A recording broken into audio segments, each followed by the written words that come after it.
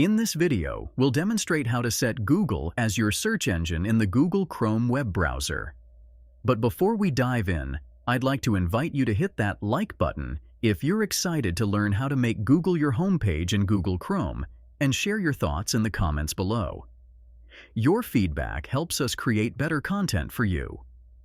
Setting Google as your search engine in Google Chrome is a simple process. Here's how to do it. Open Google Chrome on your computer. Navigate to the website you want to set as your home page, which, in our case, is Google. Click on the three dots icon in the top right corner of the browser window to access the menu. From the menu, select Settings.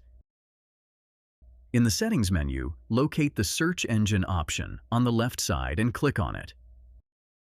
In the drop-down menu, you will see some options from which search engine you can choose. We choose Google here. That's it. You've successfully set Google as your search engine in Google Chrome.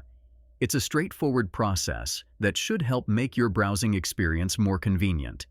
If you found this video helpful, please take a moment to like, comment, and subscribe with notifications on. Your likes and comments inspire us to create more content like this, and subscribing ensures you won't miss our future tutorials.